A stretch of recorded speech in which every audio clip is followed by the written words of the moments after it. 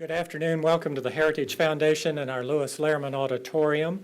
We, of course, welcome those who are joining us on C-SPAN in the future on Book TV. We would ask everyone here in-house if you'll be so kind to check that cell phones have been turned off as we prepare to begin. And, of course, our program will be posted on the Heritage homepage following today's presentation for your future reference as well. And our internet viewers are always welcome to send questions or comments simply emailing speaker@heritage.org. Hosting our discussion today on behalf of Heritage is Ziem Nguyen Salmon. Ziem is our Senior Policy Analyst for Defense Budgeting. She is in our Douglas and Sarah Allison Center for Foreign and National Security Policy. She is familiar with both U.S. defense platforms, government contracting practices, and brings her expertise to matters of defense hardware investment. Before joining Heritage, she worked at the Washington, D.C. headquarters of Avascent Group. She later became their manager of Avascent Analytics, a global defense spending data subscription business. From 2007 to 2009, Ms. Salmon served in the Allison Center here at Heritage, both as in Heritage on national security issues. She earned her bachelor's degree in political science from the University of California, Irvine, and a master's in international relations from the School of Advanced International Studies at Johns Hopkins. Please join me in welcoming Ziem. Ziem? Good afternoon, and thank you all so much for joining the Heritage Foundation and Concerned Veterans for America today for what we hope is going to be a great conversation with Mark Greenblatt about his most recent book, Valor, Unsung Heroes from Iraq, Afghanistan, and the Home Front. If you all haven't had a chance to read the book, I would highly recommend it. It's a good short read and really highlights individual stories of truly inspiring stories from our soldiers and very telling of the quality of our troops. Interviewing Mr. Greenblatt today is Captain Pete Hagseth, who is the CEO of Concerned Veterans for America.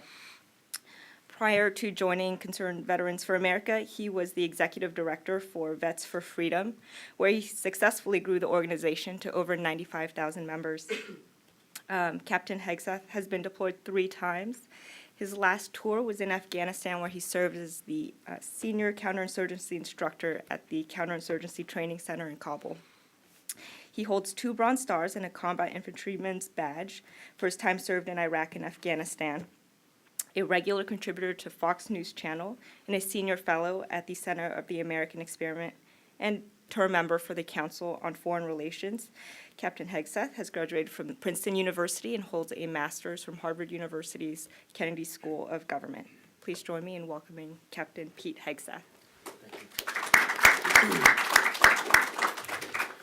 Well, thank you very much. And first I want to thank Heritage for first of all, for partnering with us on this. This is truly a Heritage effort, and for what Heritage does to highlight efforts of veterans, but also folks like Mark, who have done incredible work to try to highlight the stories of this generation. And I think this institution, more than most in this town, has fought to ensure that these stories continue to be told and that we highlight folks doing great work like what Mark is doing.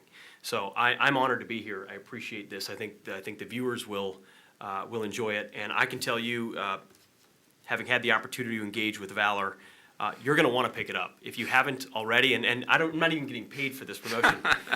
Perhaps I should. Maybe we'll see when we're done.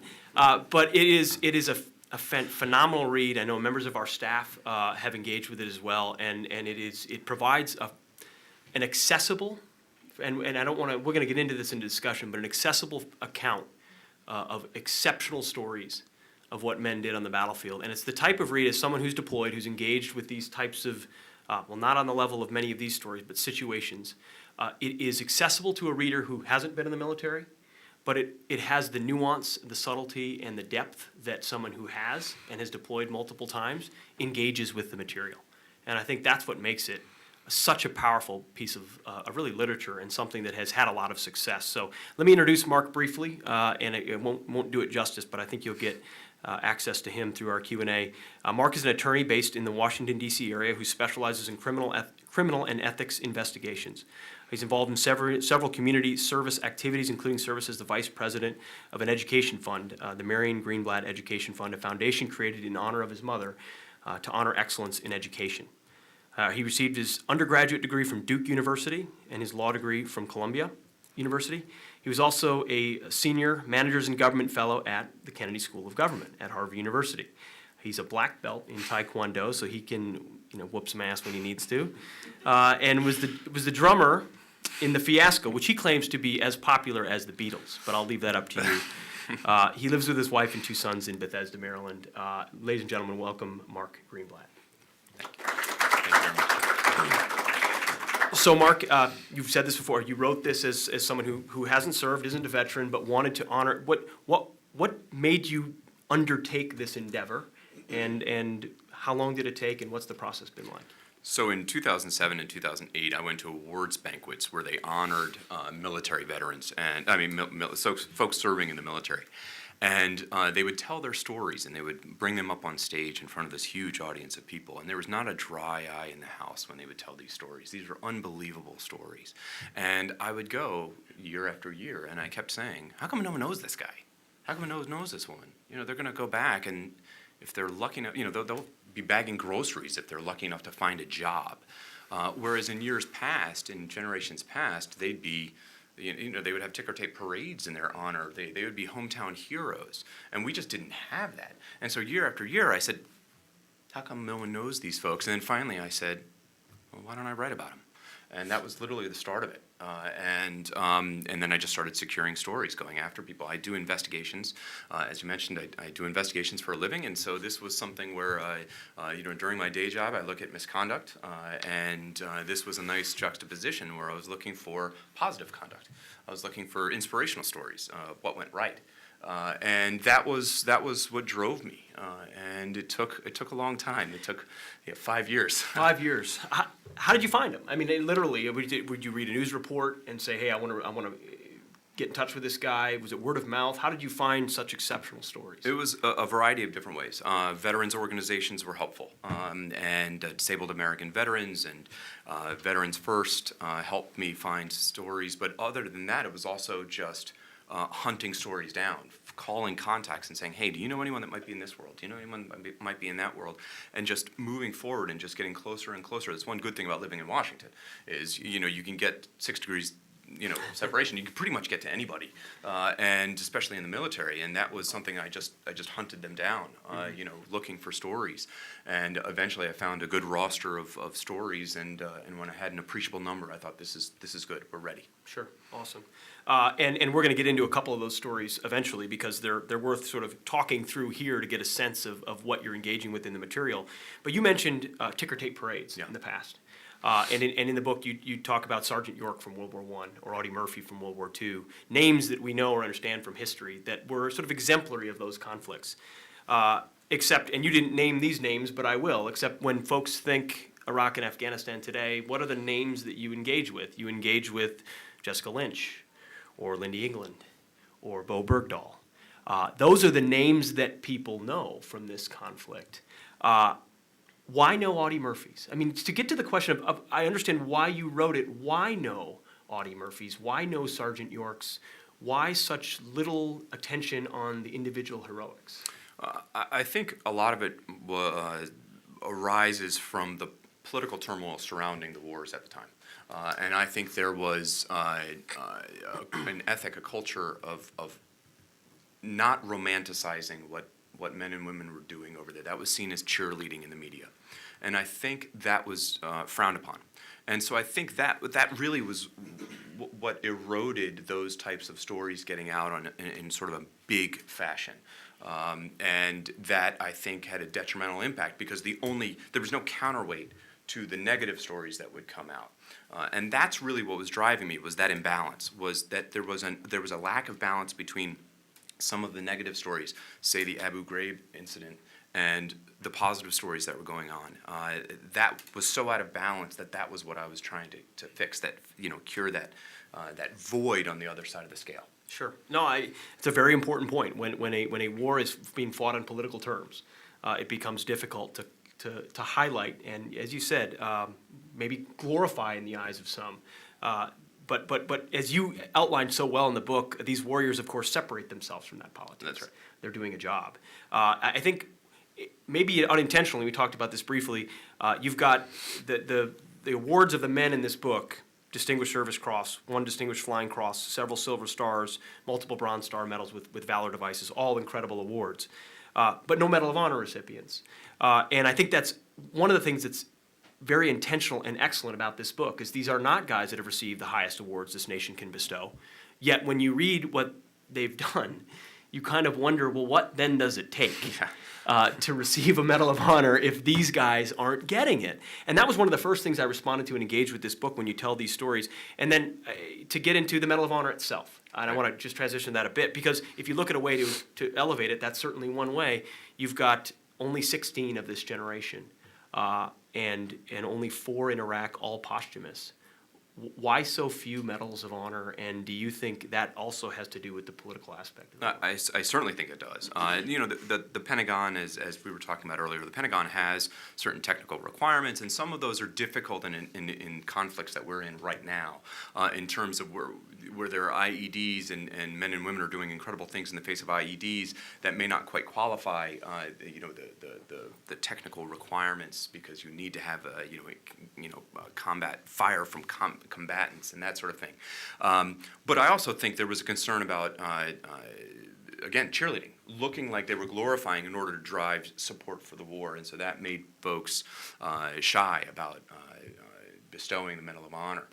And so we have a huge gap, a huge divergence between in years past and the current generation. It's something like 1 out of 30,000 troops received the Medal of Honor in years past, and now it's something like 1 out of 130,000. It's wildly different, and men and women are still doing pretty incredible things over there. Not just the 9 that I talk about in Valor, but thousands of others. And it's just unimaginable to think that they're not doing the same great things at the same rate as previous generations. It just doesn't add up, in my view. It doesn't add up at all. And I've got personal friends that I've known for a long time. David Bellavia, for example, wrote a book, House to House. Incredible thing. Silver Star, incredible, should be a Medal of Honor, and it does resonate, because when a Medal of Honor is hung around the neck of someone of my generation, most recently Kyle Carpenter, Marine, I'm proud of that. Right. I don't wear that. I didn't do what he did. He did something so incredible that he deserves it. But I wear that with him, saying, yeah, that guy represents my generation. I'm proud of what he did, and I do think, when you pull that back, you're sending a signal to troops of a generation that what they did wasn't quite worth what they thought it was. Yeah, and by the way, let's not forget that even the Medal of Honor is no longer sacrosanct. I mean, you look at guys like Dakota Meyer, and there's a major effort to undermine his story, and it's very controversial these days. So we've even gotten to the point where even that is not sacrosanct, and it's a real tragedy. I mean, because of all the reasons that you're saying. I mean, this book really hits home for me. I've got a painting of Paul Smith over the right. manning the turret of his Humvee. That's right. Actually, over the changing table of my son's bedroom. A little odd, right? But you know what? I want my son to know who he was. Not care who Britney Spears is. And I think that's what the really, really powerful example of this book is. But it is unsung heroes of Iraq, Afghanistan, and the home front, which is clearly intentional. You talk about the deeper side of these men. Right. Tell me a little bit more about what was revealing to you about the deeper side, not just the combat side of these guys. Well, I set out to write essentially combat stories. I wanted to tell what these guys were doing that I found to be amazing. But as I started interviewing them and getting to know them and emailing with them and talking with their families, I said, there's more than just combat. It's more than the linear plot line, the bang, bang, shoot 'em up stuff. That's exciting. But when you marry that up with this other half of the guy that I know, it became incredibly compelling. And that was something I had to incorporate. And I'll give you an example. One of the guys is a Marine named James Hassel, and James was an 18-year-old kid, and he enlisted in the Marines. It felt like it was his calling. It felt like it was his destiny. But his mother was furious. She was patriotic and wanted to defend the country, but she didn't want her son to do it. And so James, in this heated moment that I describe in the book, he finally says to her, he promises her that he's going to come back from Iraq in one piece. And that promise was really driving her. And as James, fast forward a year or so, he's in Najaf, Iraq, in this awful, awful firefight. A buddy of his gets injured badly, and they have to evacuate him out to an awaiting medevac. It's about 100 yards down an alley outside of this house that they're in. The problem is that there's insurgent fire going directly into that alley. There's no way James and his buddies can get Ryan, the injured guy, out without going through the fire. What does James do? Puts up his hand and says, "Throw him on my back." James is the biggest guy in the unit at the time, and he knew. He said, "I'm the guy. I can't leave Ryan here to die." He said, "I may die on the way out, but I know Ryan will die if I leave him here." So he puts Ryan on his back. All the guys put Ryan on his back. And just about as he's ready to leave, enter into that alley where there's live insurgent fire with a 200-pound man and his own gun, his own weapon, his own sack, everything. James thinks about the promise he made to his mother and thinks that he's about to break that promise. Think about that moment. Now, so when you're talking about writing about the deeper side of these guys, how do I not talk about that? That was why I had to get into, their background, their family, there's other side to these are three-dimensional individuals. And so that was really, that's one that really just stuck with me. And I tried to convey that moment when he's just sitting there looking at the precipice. And he's thinking to himself, "I'm about to die." It's quite a moment, quite a powerful moment. An incredible, and throughout, multiple moments where the families are the driving force, or a personal reason is a driving force behind why they do what they do. And I know for me, it was the quiet prayer of my mother oftentimes that I would think about on a raid or something and saying, "Man, I don't know where this is going to go." Your head goes there. Yeah. Speaking of why they do what they do, you did a little of assessment of identifying what are the attributes, what is valor, Yeah. How does someone do something so exceptional? And I know you wrote quite a bit about it and saw some common threads throughout. What did you find? I mean, why do these guys do what they do? Yeah, the one thing that was overwhelming was the sense of brotherhood, teamwork, self-sacrifice. It has different guises, but that's the central concept, is they will do anything for each other. And it was overwhelming to talk to these guys. These are individuals who jumped into sniper's fire to save a buddy. Think about that concept. There's live sniper fire, and they jumped into it to help a guy who had just gotten shot right in that spot. It's pretty amazing. And so that was driving me. What are you thinking in that moment? I mean, that's something that I don't know that we as civilians can appreciate. And that's something that maybe you, Pete, can speak to, is that, it's that training that builds in them that sense of brotherhood. And it's really just compelling and inspiring. We don't have an equivalent to that in the civilian world. I mean, there's just nothing like it. And it was just incredibly inspiring. No, I think you hit on all of them. You hit on the brotherhood. You hit on the selfless service aspect of it. I think the one that I oftentimes turn to, and you did emphasize, is the impact of training. Yeah. Just really how significant that is on influencing natural human instincts. And I'm gonna. We could jump into it right now. A particular story that grabbed me when I was reading the book for perfectly selfish reasons, and it was just particularly interesting, was the one of Michael Walls, Special Forces captain in Afghanistan, who was basically an embedded trainer and a Special Forces operator in remote villages in Afghanistan. But I'll ask you to tell his story because you can do it better than me. And a little bit about the relationship he had with the Afghans and what he continued to do, which is just an amazing story. Absolutely. But in the middle of the firefight, in the middle of the ambush, not to sort of lead with the most juicy aspect, instead of diving for fire, he stands up. Yeah. And why? Well, he was taught. So he's in the middle of what's called a wadi, a riverbed. It was a dried-up riverbed in a very remote village in Afghanistan. And he's leading a patrol, and it was an American unit paired with an Afghan unit. They're training, and they're trying to get them, acclimated to some of these environments so that they can stand up and do it on their own in the years to come.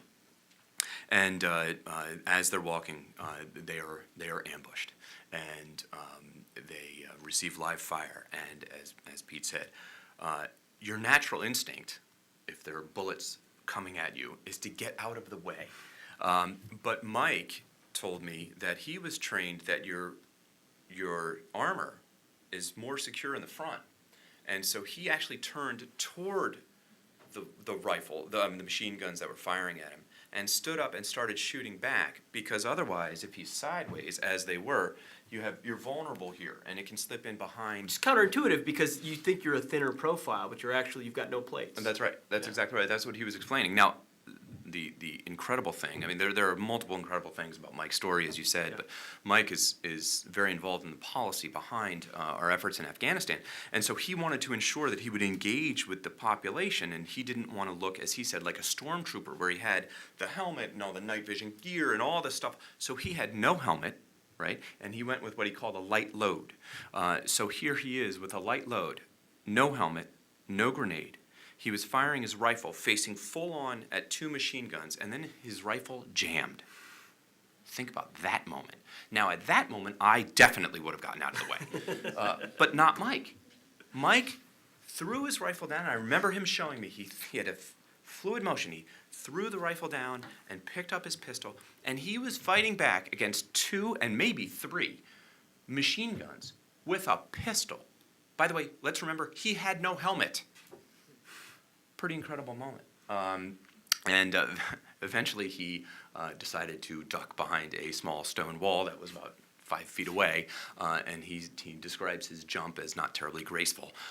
But he did actually do that. He did jump behind the stone wall, and he continued firing. I mean, just an incredible story about how the training kicked in at that moment to turn so that he was full on with his armor there, despite the fact that he had no helmet.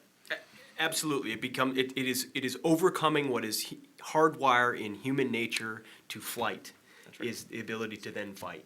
I remember the first time I was shot at, I ducked and then said, it was actually not, it was training, but it was also the shame of I got buddies, and I'm not going to be the guy who ducks longer than anybody else. I mean, there's a lot of human dynamics that are involved in these situations, but a guy like that, a special operator, when he dived behind that wall, when he jumped behind that wall, and then they were regrouping, the Afghans there was a man down that he knew was down. That adds an incredible depth to this story. He proceeded to rally the troops tell the story of Sergeant Major Sumar. Yeah, so let's go back up just a little bit. I said that they were paired. Mike's unit was paired with an Afghan unit. And on the patrols in the days beforehand, he had grown to develop a relationship with this Sergeant Major Sumar, who was leading up the senior non-commissioned officer of the Afghan unit. And he really respected Sumar.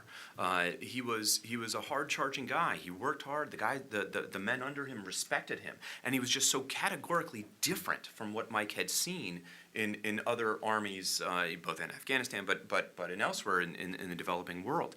And he said, "That's the kind of guy we need. That is what will help Afghanistan succeed. Clone that guy 10,000 times, and you'll be fine." And so he really developed this admiration, this respect, this really healthy relationship with this guy. And mind you, the incredible thing is this was all done through an interpreter. Neither one of them spoke each other's language. And he said it was really remarkable how Sumar could still engage with you, even through an interpreter. He was a very unique man. And on this particular ambush, on this particular patrol, Sumar was at the very, very front. Mike was a couple of folks back leading the team. And when the shots rang out, Mike saw that Sumar was hit pretty bad. Mike then fought back, as we were just describing, full on fighting with his pistol. He then jumps behind the stone wall, but he knows Sumar's down. And so Mike, think about this concept, runs back into the kill zone. That's where the shots are firing. Runs back into the kill zone, up the wadi, running toward where the machine gunners are, to grab Sumar. And he carries him back. And he describes it as not terribly elegant, because he's trying to hightail it out of there. He doesn't know when the shooting's going to start again.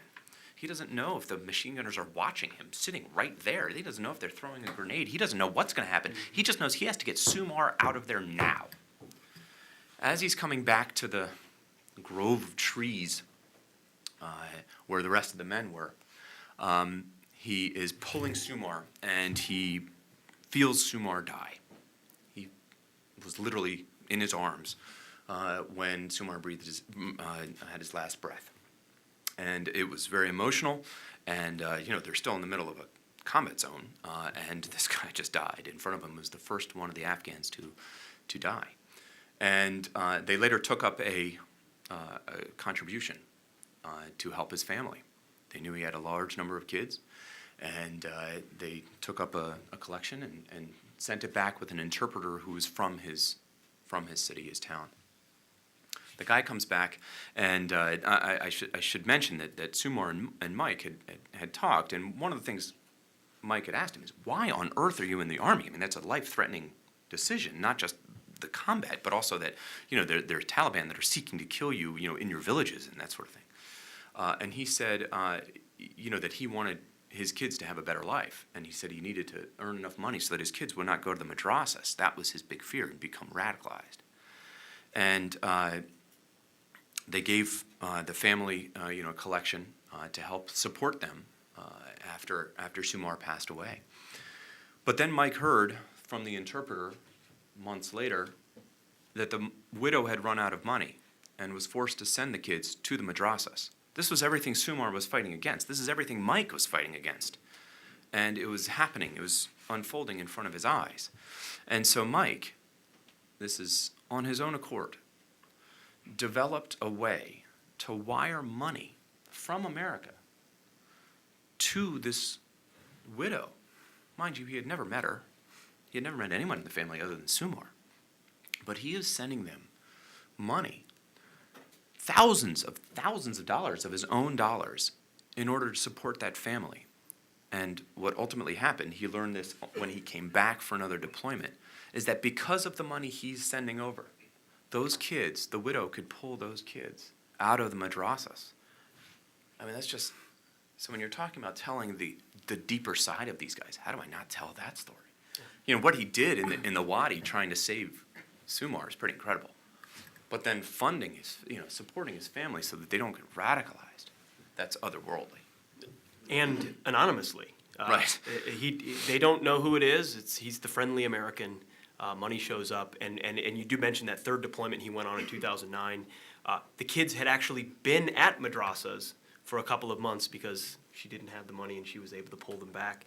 I think, and obviously we can engage story by story. I'm going to ask you to tell maybe one more story. Sure. Just to kind of to give everyone a flavor. But Michael Walls is he went on to be a policy advisor at the White House on Afghan policy. I think is a unique example of someone who has existed in the deepest, darkest, most difficult days in a tactical sense, but understands the sort of strategic connections. That's right. Which is oftentimes what's missed. I know this book is not political at all. Right, yeah. But I'm going to ask you a quasi-non-political question. We're at Heritage. We're in Washington D.C. We're in the middle of a political bubble. How would Washington look different if Michael Walls was sitting in the halls of Congress as opposed to what we have today, or men and women like him? Sure. Well, I think it's a tragedy that we have such a dearth of veterans serving in Congress. It's just I don't understand how that has unfolded over the years, but it is where we are, and I think it would be very different. I think the VA scandal would have a very different tone, very different. I don't know that it ever would have happened. I think there would have been oversight in a different way, a different category of oversight. And also I think just the discussion of the wars. I mean, when you see, there are moments I've seen testimony when individual, very senior officers are testifying in Congress, and I heard about one incident where the officer was responding to a question from a senator, and he said, "Ma'am." And he kept saying "ma'am" because that's how he's trained to be. And the senator took offense at that. And that just illustrated to me a real disconnect. She took offense at that and instructed him to not call her that. And that seemed just so odd that someone of such stature would not have that type of understanding of how that culture is. And it struck me. That was such an illustrative moment to me that a real tragedy. But I think the discussions surrounding the wars, things like the veterans backlog, which is just an absolute travesty, I think those things would be very different. And I think we need to have more folks serving, more veterans serving in Congress. Well, that's a home front extension sort of what you're talking about. And one of the missions of what we're trying to work toward and advocate for at Concerned Veterans for America. Maybe it's because I'm a captain, maybe it's because I'm an agitator, I don't know. But I would relish the opportunity and relish watching some young veterans, Republicans or Democrats, who have been elected to Congress, who sit there in that oversight function and are able to talk to a general and say, General, I respectfully disagree, and here's why. That's right. And sometimes not so respectively. Maybe that's why I like it as a captain. But you're right, that oversight function, the ability to tell the hard truths based on earned knowledge and credibility is so much of what's lacking here. And the understanding of something greater than yourself than just a punch in a political ticket. Yeah, that's right. Absolutely. So tell us, if you would, one or two, the best, they're going to get the best when they read the whole thing. Another plug there. Seriously, there's so much in here. He could tell any story in any chapter, but tell us one or two nuggets or stories that you think are worth sharing today that give it more flavor. Sure. One of the stories is about an Army grunt. His name is Steve Sanford, and Steve was in an awful firefight in Mosul, Iraq, and they were taking very bad casualties, and they were evacuating out a large number of folks from this one house. And Steve was providing suppressive fire in the house as others were evacuating the guys out. And as they're coming out, they're actually finishing up. They've gotten all the guys out. Steve was manning the door, and he saw a friend of his walking out toward the Humvees. And a shot rang out and hit his buddy, a guy named Chris, in the neck. And Chris dropped. And Steve, who was in a position of relative safety, I mean, he was not in the sniper's fire. He was on the side. The sniper could not have got him. Steve ran out to where Chris had just gotten shot, right in the sniper's fire, 20 feet away from the sniper. And he started performing CPR on Chris. Think about that concept. He's performing CPR on Chris as the sniper is plugging away at Steve, plugging away over and over and over again. And I asked Steve, I said, what are you thinking in that moment? And Steve said, this is a moving moment. He was crying when he told me this. He said, I had more important things to do than worry about little pieces of metal sticking out of my vest. Think about that moment. And he's literally trying to save his buddy's life, and the sniper is pinging away. Finally, the sniper hit a shot that wasn't in his armor, and it was in his leg. It was a devastating leg shot, and it hurt. And Steve then understood, okay, I gotta pay attention to that guy now. And so Steve whipped around his rifle, and with one hand, because it was so close, he shot, and they were just shooting at each other, relatively close distance. I mean, as close as I am to some of you in the audience. And they're shooting away, and finally, one of Steve's shots killed the sniper. That was about a minute before Steve blacked out, and he was later evacuated to the hospital. He apparently had cardiac arrest 3 times during surgery that night, so he essentially died 3 times, and they brought him back 3 times that night. He is now, I'm happy to report, he's doing very well. He is a police officer in Michigan, and he's a good guy. So, No, that's a great segue to how the narrative oftentimes in the media is you've got broken men and women coming home, damaged goods, ticking time bombs. right. Based on these 9 stories, how are these guys today? Yeah. What are they contributing? What's the sort of the epilogue, if you will? Yeah, sure. I do touch on some of the stories. I give an epilogue for but now we're a little removed from even those epilogues. I'm very happy to report that by and large they're doing very, very well. These are good guys. They're smart, and they're active. They're engaged. They did struggle. Some of them did struggle. Especially the ones that had close buddies die to them, like Steve. with his buddy Chris, who ultimately did pass away. Some of them struggled, but I'm happy to report they're doing pretty well. Two of them, unfortunately, have passed away. And it's an amazing thing that neither of them were in combat situations. They were both home.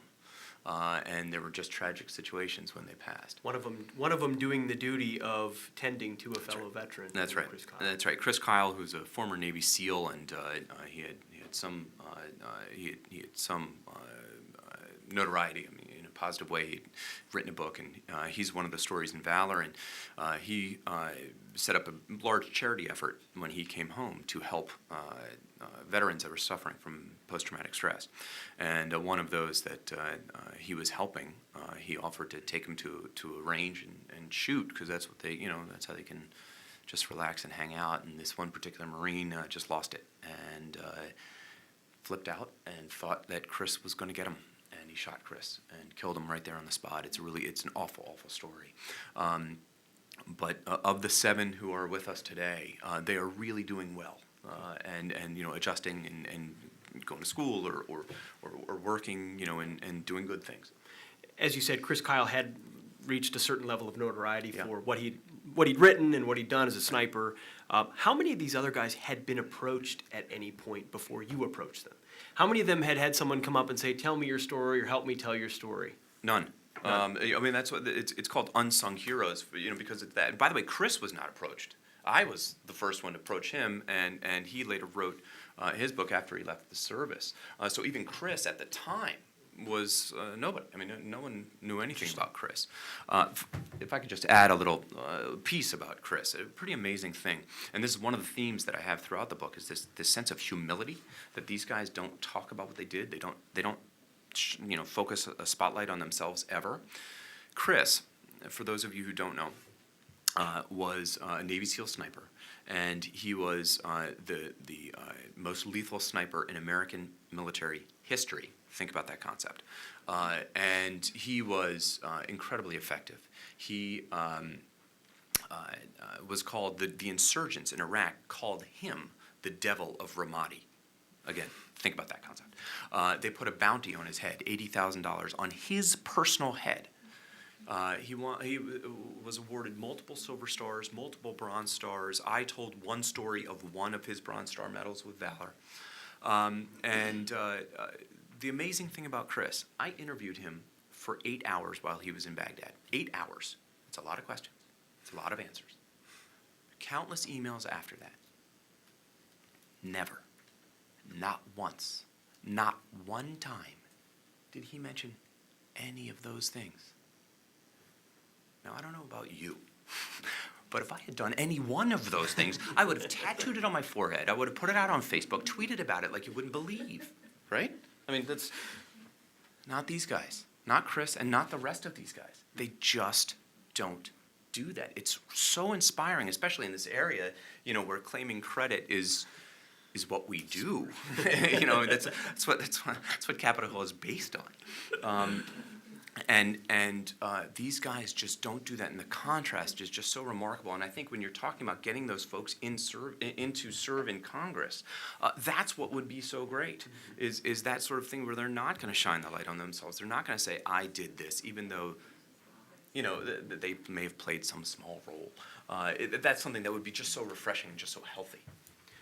Well, we're gonna open it up to questions here. We've got a great group here. We've got microphones, so if you've got a question, raise your hand. We'll get a microphone to you. But before we do that, as we get it set up, I just want to, I'll probably do it again at the end, but tell you how grateful I am and I can't speak on behalf of anybody, but I know for our generation, so much of what guys want is just for their story to be told, or the story of their men to be told. Mm-hmm. I work a lot with Sean Parnell, wrote a book, Outlaw Platoon. Yeah. Wrote the book because he couldn't stand thinking about the stories of what his men did not being told. Right. And if you know Sean, you know it's not about him. Mm-hmm. He just saw what he wants every American to see through the pages of the book that he wrote. And that's exactly what you did with the book Valor. And I, as just one veteran myself, want to thank you for putting in this blood, sweat, and tears that goes with telling these stories, because I know how valuable it is to them. but ultimately to all of us that they be told. So thank you very much. Thank And, you. well, I just wrote the words. You did it. I mean, so the thanks should be going to in the other direction. But I appreciate it. Absolutely. Questions, please. Yes, ma'am. Hi, I'm Barbara Ledeen. I have two sons who served, and a daughter in the military, and a daughter who served in a civilian capacity. There seems to be a divide between them and the other people of their generation who stayed here and attended college for the most part. They're, let's say, elite generation, and who think they know something about the war and about what we were doing. There's a pretty profound divide, actually. My kids talk about leadership going forward and the fact that their generation, you guys, your generation will be, the leadership will be composed of those people who served. What do you think of that? I would hope so. For the very reasons we were just talking about, I think that's it's essential. We have to get those folks involved in the political process, and because that type of selflessness, that type of leadership is sorely lacking, I think. So yeah, absolutely. And I would agree with you. I think there's a chasm, a massive chasm between the folks that serve and don't, and I think there's some, not just a divide. But that divide leads to a lack of understanding, and that's a problem. That's a problem. When it's not in people's faces, they forget about things like the VA backlog. They forget about things like the men and women that are serving overseas when it's not their neighbor, when it's not someone in their family. And I think that chasm is problematic. Absolutely. Barbara, and the questions are for Mark, but I'll hold back my chiming in. But it's a fantastic question. I think this book serves the purpose of educating a public that has no idea what went on since 9/11. And Barbara, knowing your sons, what they've contributed, what your family's contributed, this is part of educating and highlighting what that's done. I also think, unfortunately, the onus also still rests very much so on veterans to ensure that chasm doesn't turn into animosity. Which it quickly can when you say, I've seen all this, I've done all this, it's underappreciated. This guy read it in a book or learned it at Harvard, and therefore he wants to tell me about national security policy or what it's like to work in Afghanistan. That can quickly turn into animosity. So the extent to which veterans can assist other veterans in making sure, there's a network there. There's not just a support network, but a connective network where hopefully it's small groups of people that make change. And I think it'll ultimately be those who have seen the real deal, understand how to connect the tactical and the strategic, working together to affect change in a nation where the rest of the country's asleep or complacent. So I very much appreciate what you have to say. We'll go right here for the first hand and then to the gentleman. My name's Christy McCormick. I wanted to know, outside of the training in the military, did you see anything or hear anything in the backgrounds and childhoods of these guys that would lead them to be this kind of a soldier or service member and do these kinds of acts of valor? Sure, that's a good question. The one thing was that many of them had friends and relatives that had served. And that was something that was sort of in the back of their mind, that they thought they would go into service. A couple of them were just out of nowhere, like James Hassel, whose family members hadn't served, and it really came as a thunderclap to his mother. And there's another guy, Dan Foster, who there's no one really. His grandfather had served honorably, but for a short time, long before Dan was alive. So I would say generally they had folks that they were familiar with that had served, but there are a couple that just sought out that structure, the brotherhood. They liked the concept of belonging. James actually did research into what the Marines were all about, and he just became enamored with them. And he said, I have to be a part of it. I can't not be a part of it. It was pretty compelling that this was just some, out of nowhere for him. There's no, it's just something that developed within him, and it was pretty inspirational.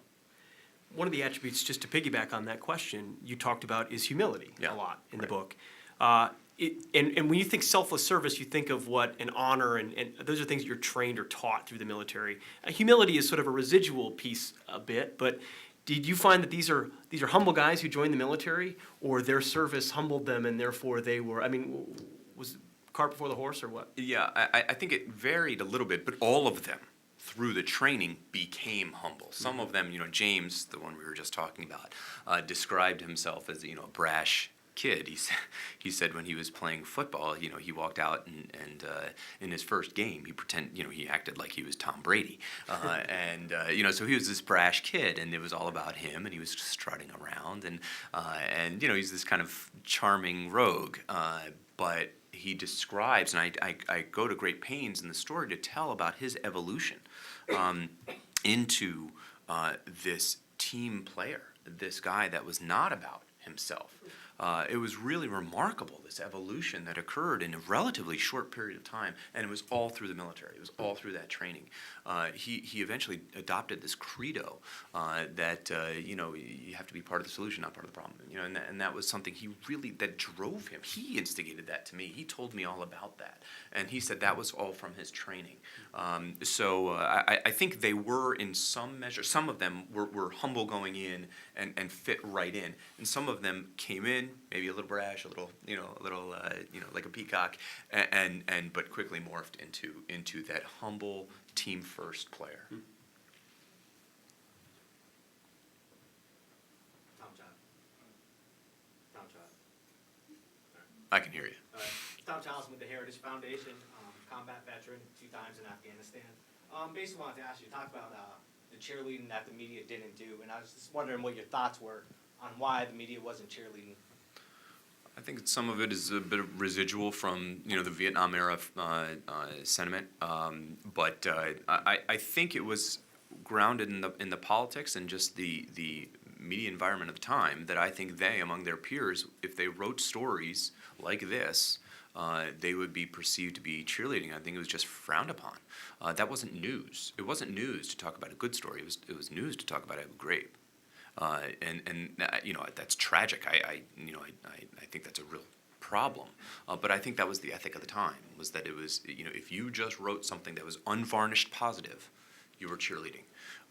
And I hope that has changed to some degree, in the sense that now we're seeing some of the Medal of Honor recipients getting some unvarnished good press. Although you have the moments like Dakota Meyer where folks are trying to undermine that story as well. But I think that's what it was. I think it was just given the swirl of the turmoil of the politics at the time, you were perceived to be cheerleading, and that was just frowned upon.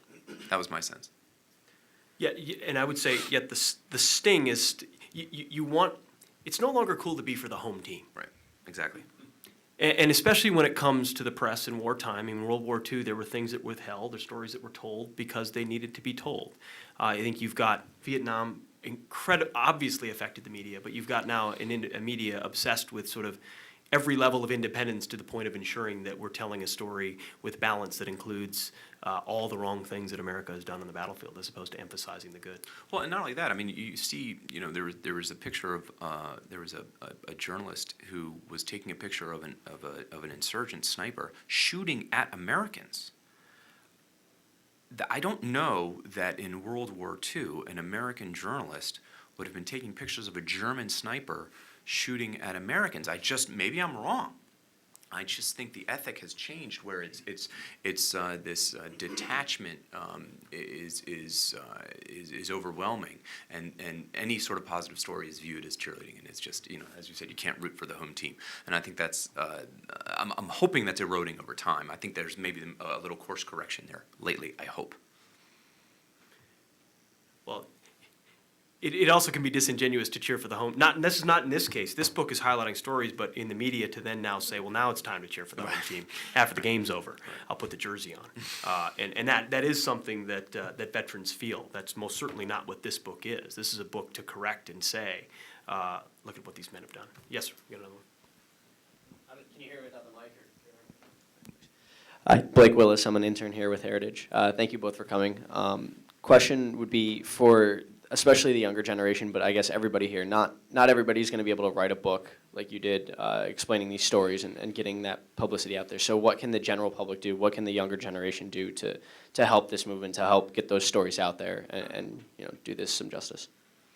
I think, telling the stories, forwarding them, Facebook and things like that can be incredibly effective in just broadcasting these stories, keeping them in the front of people's minds, so that when, something happens on, Keeping Up with the Kardashians, we also have the balance of what really matters.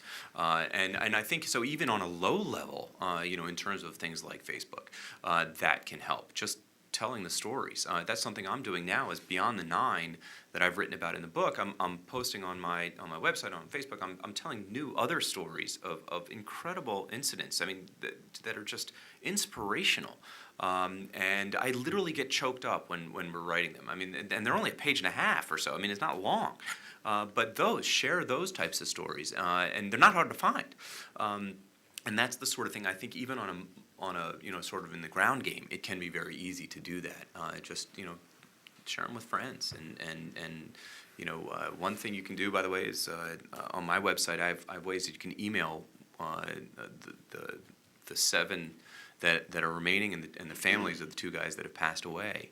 And you can ask them, what can we do to broadcast the story. I think that's the kind of thing you can engage with these guys. They're great guys, and I'm sure they would love to hear from people. But that's a way you can also do it is, engage with them. What can we do to get you out and come to our community that, give a talk about this or that. And I think they would love to do it.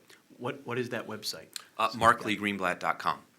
MarkLeeGreenblatt.com. Yes. Okay, good. And on there's an Email a Hero tab, and you can pick all of them. You can pick one of them, 2 of them, whatever you want. Some of them resonate with others. You mentioned Mike Waltz, hit home for you, and whatever it is, you can reach out to those guys, and I'm sure they'll talk with folks and meet with an organization and that sort of thing, spread the word. That's very cool. I didn't know that aspect of a follow through, of the ability to sort of actually engage with not the characters, but you can kind of use that phrase in this, the folks that you highlight in the story. I would also answer your question by saying, look to your own community too. I'm from a small town in Forest Lake, Minnesota. Dozens and dozens of guys and gals from that town have gone and done incredible things. Find a way to honor them in a small ceremony in their hometown where they never get honored, or a memorial, whatever it is. I think there are small, subtle ways that we miss. And this is a big way to do it, which hopefully is the inspiration for smaller ways that individuals in their places can highlight families and veterans. Yeah. Do we have time for one more? Sure. Absolutely. Yep. Hi, I'm David. I'm also here at Heritage. And I've read a few books like Lone Survivor and The Heart and the Fist and things like that. And usually at the end, they do talk about their efforts coming back here at home. And we hear in the news a lot about how we do have broken people coming back, and it's a tragedy. And with suicides in the military being one of the highest issues, et cetera, et cetera. How, you said that these people have been doing well, and what has allowed them to do well, and what are things that we can do in the future and allow our veterans to come back and integrate in society better, as well as us as a community be able to support them in that? I would boil it down to basically one word. Jobs. I think that really helps. That's just my sense of in my small sample of the world, but it does help. It helps them ease back in. It gives them a sense of purpose, a sense of mission, and removes financial strain. A couple of my guys. One of my guys, James, who I'd mentioned with the promise to his mother, he was homeless for a little while after he came back. Think about that concept. He had just gone and served, and he was homeless because the VA was screwing up his benefits. Same thing with Dan Foster, who served admirably and earned a Silver Star, holding off an ambush in a remote outpost in Afghanistan. He came back, and the VA thought he was in North Carolina, but he was living in California, and so he didn't get.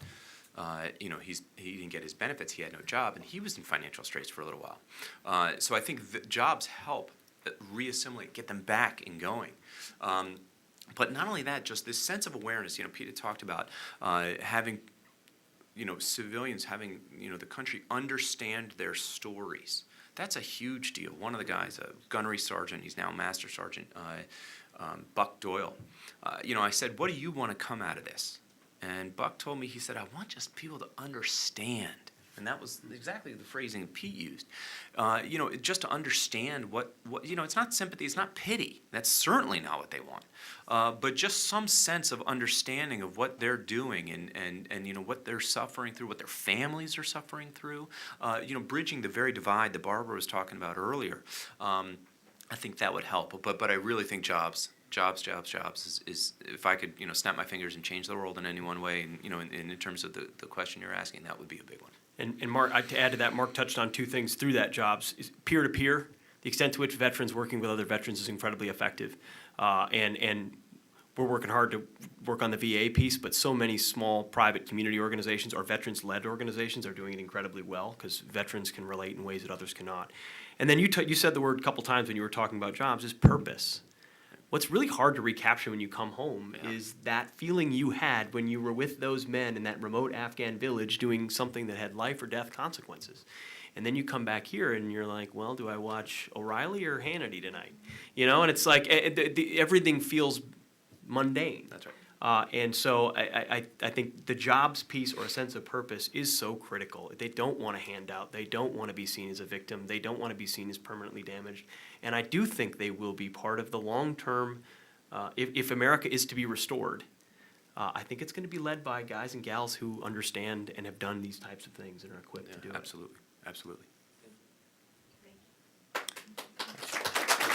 you. Well, before we close, I just want to again thank Heritage for hosting. Absolutely. Fantastic forum for taking the opportunity to highlight Mark. It is markleegreenblatt.com. Yes. Correct. And the book is Valor. So for everyone watching on TV, Valor, you can get it, I'm sure, anywhere there's the interwebs. But it's a fantastic read. It will change the way you see the ordinary heroes that aren't so ordinary, who wouldn't otherwise have had their stories told. So pick one up, tell other people about it, and thank you everybody for being here. Thank you.